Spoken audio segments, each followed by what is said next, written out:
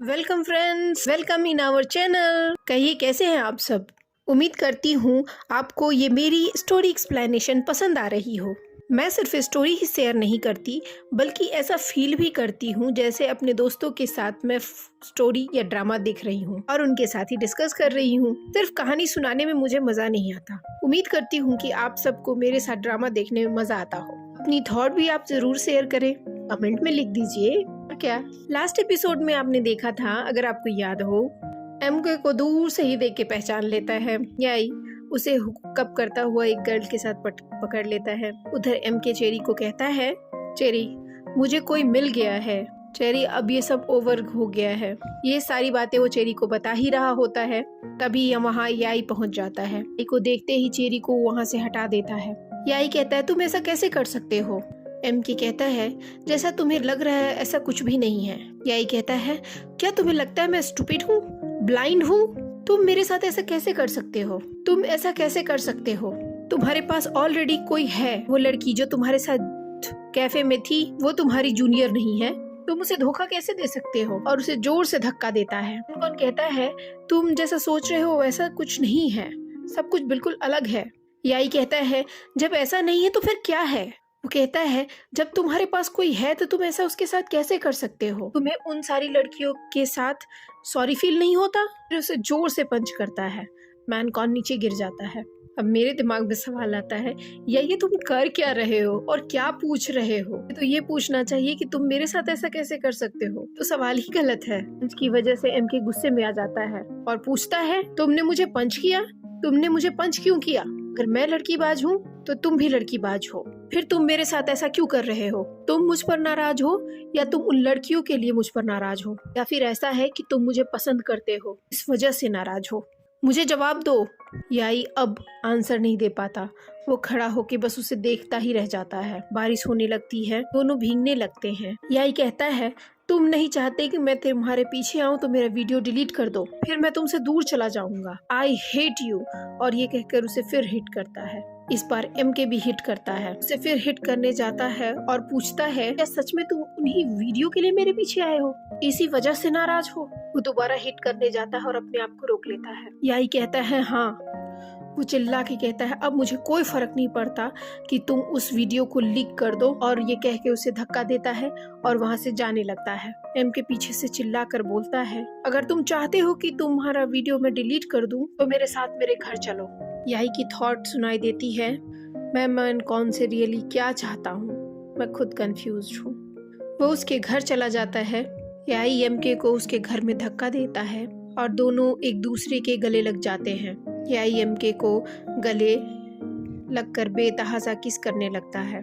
उसका गुस्सा एमके पे कितना ज्यादा था ये उसके गुस्से भरे किस से पता चलने लगता है। ऐसा लगता है जैसे वो उस लड़की के टच को उसके बॉडी से निकाल कर बाहर फेंकना चाहता था और उसके बॉडी पर सिर्फ उसके ही निशान होने चाहिए, इसलिए उसे हर जगह किस करता है, लिक करता है।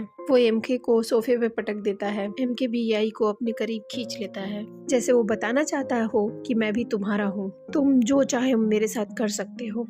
आज याई को किसी ड्रग्स की जरूरत नहीं थी कि अंदर का गुस्सा, उसके अंदर की जलन ही काफी थी। एमके याई का शर्ट उतारता है और दोनों एक दूसरे को किस करने लगते हैं। एमके याई को वॉल की तरफ पुश करता है, जाकर शायद उसका गुस्सा शांत हो जाता है। अब पूरी तरह से याई के अंदर का गुस्सा खत्म हो चुका था। इस सीन को एक्सप्लेनेशन करने के लिए मुझे कई बार इसे देखना पड़ा। मेरी आंखें इन दोनों पर से हट ही नहीं रही थी। इनकी केमिस्ट्री रियली ऑसम है। ऐसा लग ही नहीं रहा है कि ये रियल कपल ना हो। समटाइम दिस एक्टर शॉक्स अस। याई जब सो के उठता है तो देखता है उसके सामने एक कपड़ा पड़ा है और उसके ऊपर स्लीप रखी थी जिस पे लिखा था, इसे पहन लो। याई उसे पहन लेता है और हर तरफ उसके घर को देखने लगता है। मैन कॉन कहता है, मैं अभी आया ब्रेकफास्ट लेकर, और वो ब्रेकफास्ट बना रहा होता है। मैन कॉन कहता है, ये मेरे मॉम की रेसिपी है, noodle with crab, I think तुम्हें पसंद आएगा, और इसे मैंने बड़े प्यार से हर्ट से बनाया है। याई नहीं खाता तो उसे वो निकाल कर देता है, फिर उसे वो अपने हाथों से भी खिलाता है। याई दिल ही दिल में हैप्पी होने लगता है। एमके याई के लिप पर लगा हुआ फूड भी हटाता है। याई कहता है, तुम डिजाइन तो अच्छा बनाते ही हो पर खाना भी अच्छा बना लेते हो। वो मैन कॉन से पूछता है, यहाँ कौन कौन रहता है। मैन कॉन कहता है, मेरे माता पिता ज्यादातर बाहर रहते हैं याई कहता है तो इसका मतलब तुम यहाँ अकेले होते होगे। मैनकॉन कहता है अगर तुम्हें ऐसा लगता है तो तुम यहाँ आओ और मेरे इस अकेलापन दूर कर दो। याई मना कर देता है। अब मैनकॉन दवा लेकर आता है और उसे चोट लगी हुई जगह पे दवाई लगाने लगता है। वो कहता है तुम्हें दर्द हो रहा होगा ना, जैसे उसे फील हो रहा हो। याई को उसका देख कर केयर बहुत ही अच्छा फील होता है। अब याई की बारी थी दवा लगाने की मैनकॉन को, पर याई उसे दवा नहीं लगा पाता क्योंकि एमके मस्ती करने लगता है। कहता है दर्द हो रहा है, दर्द हो रहा है। एमके अब ड्राइव लेकर आता है और देखकर कहता है मैंने इसे बहुत पहले ही डिलीट कर दिया था, अब तुम इसे ले सकते हो। यही कहता है मुझे नहीं चाहिए, इसे फेंक दो क्योंकि तुम मेरे सिर का दर्द हो। ड्रैगन की पिक्चर देखकर कहता है ये क्या है। मैनकॉन कहता है ये क्लू है। फिर कहता है क्या तुम मेरे साथ सावर लेने चलोगे। यही मना कर देता है। एमके तैयार होकर आता है। एमके कहता है मैंने खाना मंगवा दिया है, तुम खाना खा लेना, मैं ऑफिस जा रहा हूँ, मुझे काम है। यही कहता है तुम कल वाली लड़की से मिलने जा रहे हो। एमके रुक जाता है और कहता है तुम जेलस हो, हम दोनों के बीच में कुछ भी सीरियस नहीं था। और अपनी इंस्टाग्राम आईडी का पासवर्ड उसके साथ लिंक कर देता है उसके फोन में। इसके साथ ही मैनकॉन उसे मनाने लगता है। तुम नाराज हो मुझ पर, प्लीज मान जाओ ना, चलो मैं तुम्हें कुछ मीठे के साथ मनाता हूँ। वो स्नैक्स खाता है और कहता है बहुत टेस्टी है, बहुत अच्छा है। वो अपने मुंह में स्नैक्स रख लेता है और उसके पास ले जाता है। याई अचानक से ही स्नैक्स खाता हुआ सीधा खत्म करते करते सीधा ही उसके होंठ तक टच कर जाता है। दोनों एक दूसरे को देखने लगते हैं। तभी उसकी माँ की एंट्री होती है। याई कहता है वो देखो कौन है। मैनकॉन देखता है तो कहता है माँ आपका भाई, आपने बताया नहीं। वो कहती है मैं तुम्हें सरप्राइज देना चाहती थी। याई उसे ग्रीट करता है।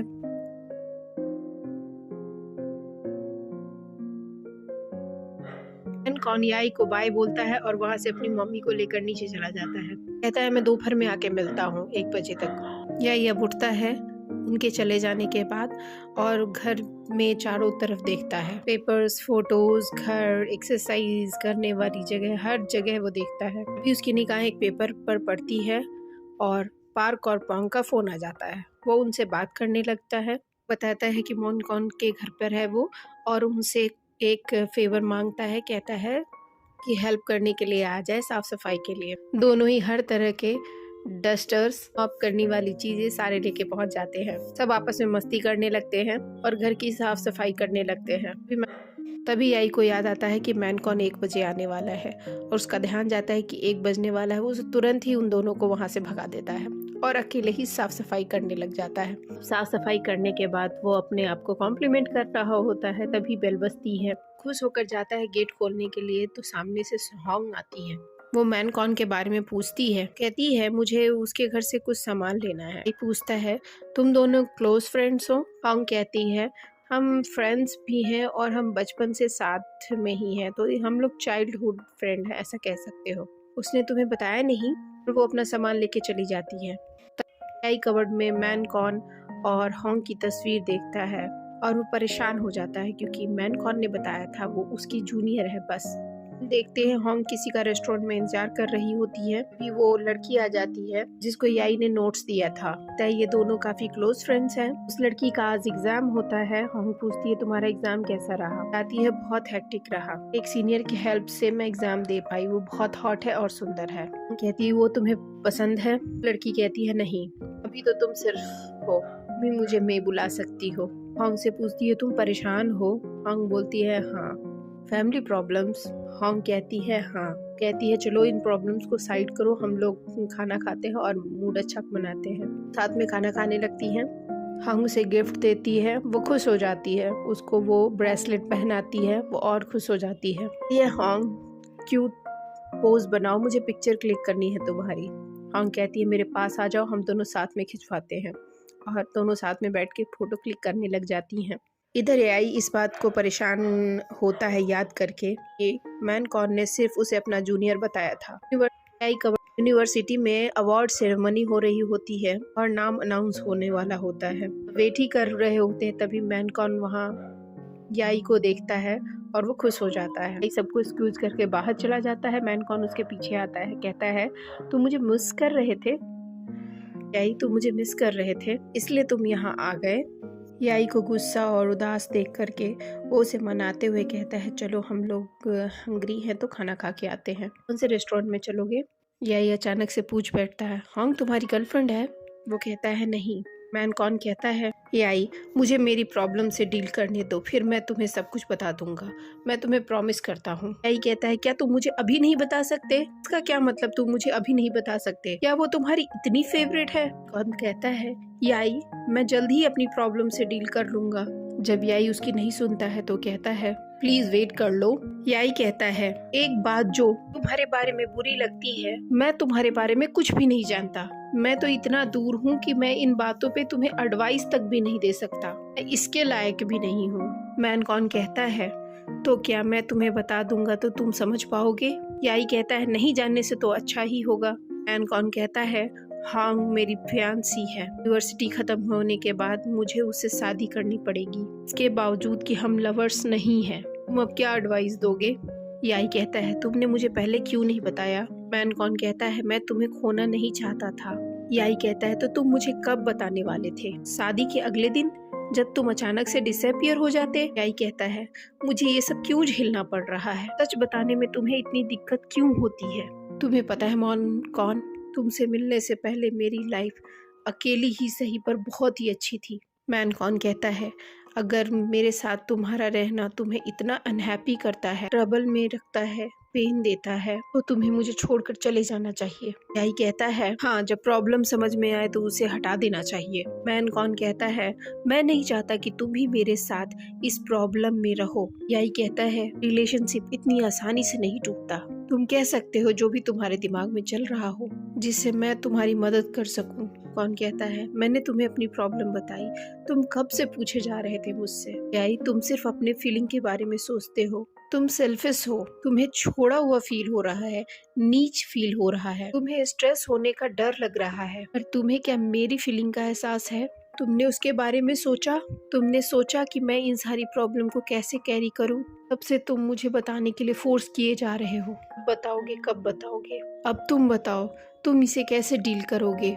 याई कहता है, मुझे नहीं मालूम। मैन कौन कहता है, अब तुम भी मैं अपने आंसर के बारे में क्लियर नहीं होना, और तुम मुझसे क्लियरिटी चाहते थे, अब तुम भी क्लियर नहीं कर पा रहे। अब बताओ कौन सेल्फिश है? ये कहकर वो वहाँ से चला जाता है। याई बार में जाके बहुत ज्यादा पीता है। पार्क और पॉन्ग उसे मना करते हैं, पर फिर भी वो पीता रहता है। वो स्टेज पर जाकर कहता है, आज मैं एक पर्सन के लिए सिंग करना चाहता हूँ, वो पर्सन जिसने मेरी लाइफ बदल दी। उससे पहले मैं मूडी था, सेल्फ सेंटर्ड था, और मैं वही करता हूँ जो मैं सोचता था। अब मैं शांत हो गया हूँ, दूसरों की सुनता हूँ। उस पर्सन ने मुझे बेटर पर्सन में बदल दिया। अनफॉर्चुनेटली अब वो फीलिंग खत्म होने वाली है, क्योंकि कोई और आ गया है जो मुझसे उसे दूर ले जा रहा है। अब मैं क्या करूं?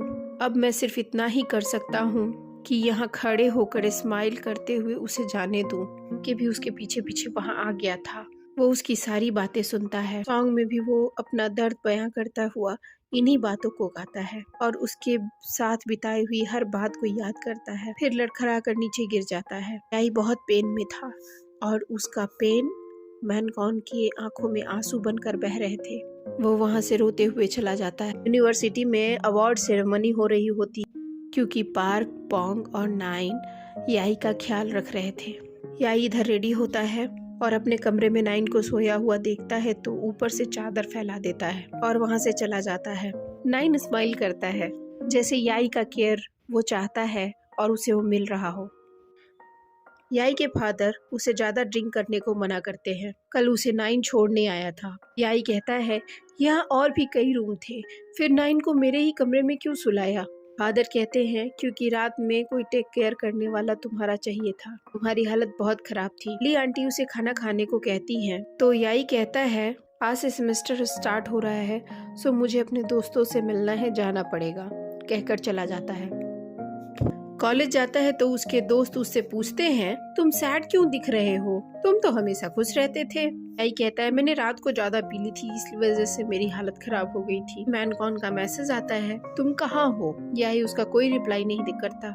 जब वो कॉलेज से निकलता है बाहर, तो नाइन उसके सामने कार लेके खड़ा हो जाता है और उसे अपने साथ डिनर पे चलने के लिए कहता है। दोनों खाना खाने चले जाते हैं। नाइन और याई रेस्टोरेंट में होते हैं, फूड खाते हैं और तस्वीरें लेते हैं याई खाता है और इधर उधर अपने चेहरे पे लगा लेता है। नाइन कहता है अभी तक तुम्हारा बचपना नहीं गया। अभी नाइन देखता है याई के कंधे पर कैटरपिलर, तो वो याई से कहता है। याई बुरी तरह डर जाता है। नाइन कैटरपिलर उठाता है और उसे बाहर में ले जाकर छोड़ आता है। नाइन कहता है अभी तुम में बहुत बचपना है। दोनों ही खाना खाते हैं और अपनी पुरानी बातों को याद करते हैं, मस्ती करते हैं। उनके भी याई को ढूंढता हुआ वहाँ आ जाता है।